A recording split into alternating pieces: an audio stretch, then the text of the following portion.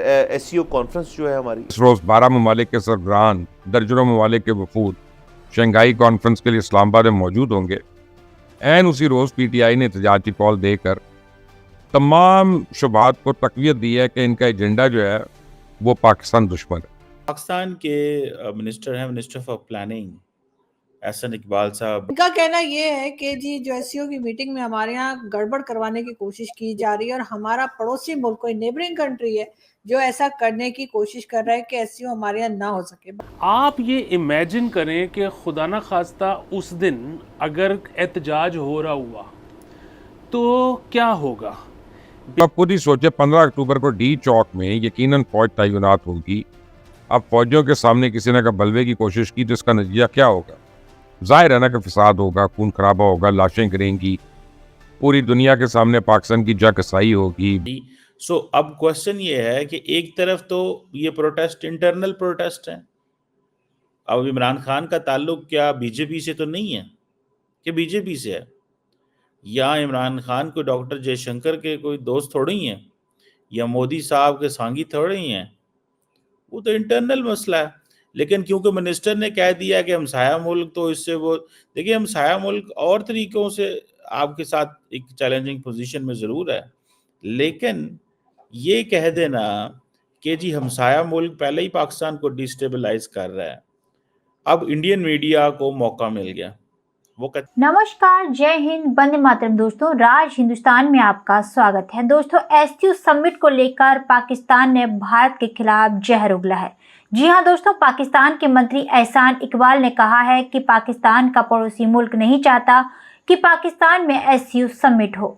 दोस्तों, 15 अक्टूबर को पाकिस्तान की संसद के पास इमरान की पार्टी पीटीआई ने विरोध प्रदर्शन का ऐलान किया है, जिसे पाकिस्तान भारत का एजेंडा बता रहा है। दोस्तों, एक तरफ पाकिस्तान भारत से रिश्ते सुधारने की बात करता है तो दूसरी तरफ भारत के खिलाफ जहर उगलता है।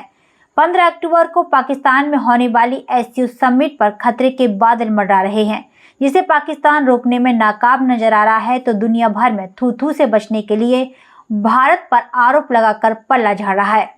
दोस्तों, पाकिस्तान घर में लगी आग को बुझाने में नाकाम है तो इसका मलबा पाकिस्तान भारत पर मर रहा है, जिसकी आलोचना खुद पाकिस्तानी मीडिया करती हुई दिख रही है। तो दोस्तों, आइए चलते हैं और देखते हैं कि पाकिस्तानी मीडिया का क्या कहना है। भारतीय वज़ीर ख़ारिजा के खिताब के लिए इस्लामाबाद में धरना देने में तो नाकाम रहे थे, लेकिन अब इनका मंसूबा यह है कि इस्लामाबाद में एक ऐसी फिजा बनाई जाए कि खुद ही पाकिस्तान आने से वो इनकार कर, या पाकिस्तान आकर कोई ऐसा बयान जारी कर दें जिससे पाकिस्तान की सुबकी हो, बेइज्जती हो, इंसल्ट हो। अब ये एक टेंशन बनी हुई है इंटरनेशनल डिप्लोमेसी जो है उसमें उन्होंने पाकिस्तान को बड़ा लताड़ा है। अभी हाल ही में आप देख लें, जयशंकर साहब जब अस्ताना में थे तो वहाँ पर उन्होंने टका के पाकिस्तान की मुखालफत की। अभी वो कल परसों आ रहे हैं तो उन्होंने देखिएगा टका के पाकिस्तान की मुखालफत करनी है, उन्होंने कोई नहीं छोड़ना पाकिस्तान को। दोनों सूरतों में पीटीआई शंघाई कॉन्फ्रेंस को सबोटाज करने में कामयाब। खुदा न खास्ता इनका मंसूबा कामयाब हो गया तो दुनिया समझेगी पाकिस्तान में बदअमनी का राज है। इसका मतलब ये लिया जाएगा रियासत कमजोर है और यहाँ पे सरमाया नहीं लगाना चाहिए। एससीओ कॉन्फ्रेंस को किसी सूरत नुकसान नहीं पहुंचना चाहिए। क्या करें, हमारे मिनिस्टर ऐसे ऐसे शोशे छोड़ते हैं और आज भी ऐसे ही हुआ है। आप जैसा कि जानते ही होंगे, पीएमएलएन के मिनिस्टर भी रह चुके हैं और इस वक्त भी मिनिस्टर ही हैं एहसन इकबाल साहब। इनका कहना ये है कि जी जो एससीओ की मीटिंग में हमारे यहाँ गड़बड़ करवाने की कोशिश की जा रही है और हमारा पड़ोसी मुल्क कोई नेबरिंग कंट्री है जो ऐसा करने की कोशिश कर रहा है कि एससीओ हमारे यहाँ ना हो सके। भारत का नाम उन्होंने नहीं लिया, लेकिन हर तरफ से भारत का ही नाम लिया जा रहा है। उनका मीडिया भी पूछ रहा है कि आखिर ये सब क्या हो रहा है और किसका नाम लेने की कोशिश की गई है। पहली बात तो ये है कि उन्होंने जो बयान दिया है ना, वो उन्होंने दिया है पीटीआई के हवाले से कि पीटीआई इसको सैबोटाज करना चाह रही है किसी नेबरिंग कंट्री की बिहेस्ट पे। नेबरिंग कंट्री का उन्होंने नाम नहीं लिया। अच्छा, अब नेबरिंग कंट्री तो कोई भी हमसे खुश नहीं है।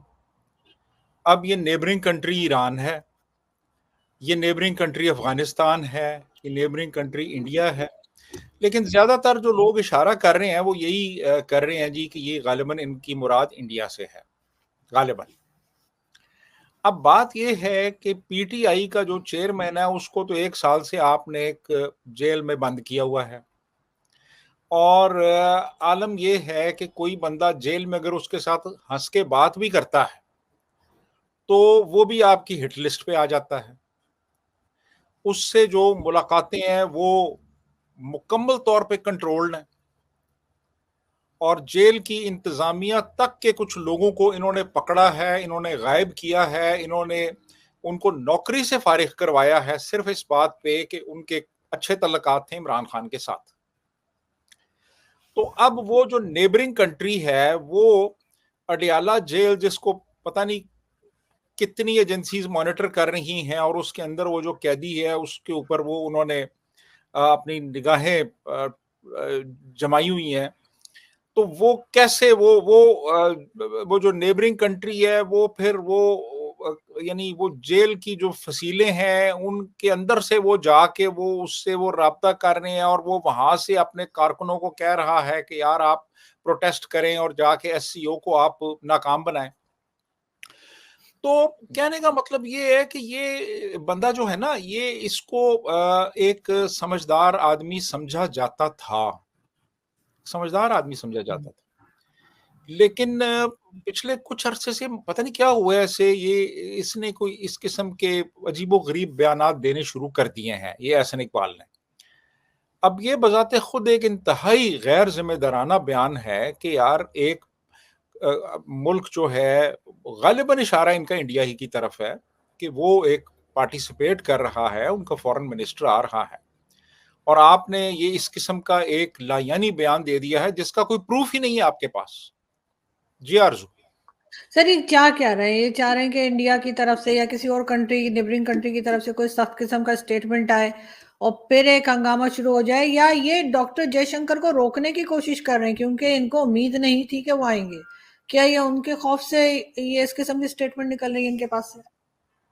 देखिए कुछ भी कहना अभी कब्ल वक्त होगा, लेकिन बहरहाल ये इस तरह की गैर जिम्मेदाराना स्टेटमेंट जो है उसका डेफिनेटली एक नेगेटिव फॉलोआउट तो होगा। यानी आप या तो खुल के नाम लेना उस मुल्क का और फिर साथ एविडेंस भी दें, आप प्रूफ दें कि यार ये फलां जो है बंदा जो रॉ का एजेंट है वो जाके वो फलां पीटीआई के लीडर से मिला है और उसने उसको जाके कहा है यार ये जरा थोड़ा सा हंगामा तो करो यहाँ पे, है जी, ये 15 तारीख को आ जाओ यहाँ पे और आके यहाँ पे जरा शोर शराबा करो ताकि यहाँ पे कुछ थोड़ा सा वो मसला क्रिएट हो और एससीओ जो होने वाली है वो जिन मुल्कों ने आना है वो बदजन हो जाए कि यार यहाँ तो लॉ एंड ऑर्डर ही सही नहीं है। तो या तो ये एविडेंस दो यार, फिर प्रूफ दो। अब इस तरह बात करना यानी हवा में, ये मेरा ख्याल है एक मिनिस्टर लेवल के बंदे को बिल्कुल जेब नहीं देता और खास तौर पे जी खास तौर पे उस वक्त जबकि बिल्कुल सर के ऊपर है कॉन्फ्रेंस, कल से पूरा इस्लामाबाद बंद कर रहे हैं ये। 10,000 सिक्योरिटी एहलकार तैनात किए गए हैं जिसमें पुलिस है, जिसमें रेंजर्स हैं, जिसमें फ्रंटियर कांस्टेबलरी है, जिसमें फिर यानी और भी कुछ इदारे शामिल किए हैं इन्होंने, इंटेलिजेंस वगैरह के भी बंदे, और उसके अलावा फौज का कवर भी होगा। तो ये तो उन्होंने कर लिया है, लेकिन ओवरऑल जो हमारे मुल्क का इमेज है वो तो एक इंतहाई इनसिक्योर मुल्क का इमेज है ना, कि एक इंतहाई इनसिक्योर मुल्क है, यहाँ पे किसी वक्त कुछ भी हो सकता है। अभी थोड़े दिन पहले आपको पता है कि 9 मुल्कों के एम्बेसडर्स जो थे वो स्वात गए थे और उन पे अटैक हो गया था। ये अभी चंद दिन पहले की बात है। तो जिस मुल्क, अभी चाइनीज इंजीनियर्स, ये अभी 2-3 दिन पहले की बात है, वो उन पे अटैक हुआ। तो अब बात ये है कि जिस मुल्क में ये सब कुछ हो रहा हो और उसके बाद फिर आप में पैनिक हो, आपको और आपके जो मिनिस्टर लेवल के बंदे हैं वो इस तरह के वाहियात बयानात दे रहे हों, वहां पे फिर अब दुनिया के सामने क्या इमेज जा रहा है। और सर एक ऐसी कंट्री में जहां लोग परेशान है महंगाई से, जहां पे लोग बेरोजगारी से परेशान है, वहां आप 3 दिन के लिए आपने शहर बंद कर दिया। डेली वेजेस वाले क्या करेंगे? डेली वेजेस वाले क्या करेंगे? फिर उसके बाद इन्होंने जनाब क्या किया है कि होटल्स बंद कर दिए हैं, सड़कें बंद कर दी हैं, मेट्रो बंद कर दी है, रेस्टोरेंट्स बंद कर दिए हैं, होटल्स बंद कर दिए हैं, और इवन जो पहले से शेड्यूल्ड शादियां थी मार्कीज पे जो होनी थी, मैरिज हॉल्स में जो होनी थी, वो इन्होंने कहा है जी ये आगे ले जाओ। तो दोस्तों, आपने देखा कि पाकिस्तान अपनी हरकतों से बाज नहीं आ रहा है। आपका इस पूरी खबर पर क्या कहना है, हमें कमेंट बॉक्स में जरूर बताएं। खबर अच्छी लगे तो लाइक और शेयर करना ना भूलें। ऐसी तमाम खबरों से जुड़े रहने के लिए आप देखते रहें राज हिंदुस्तान।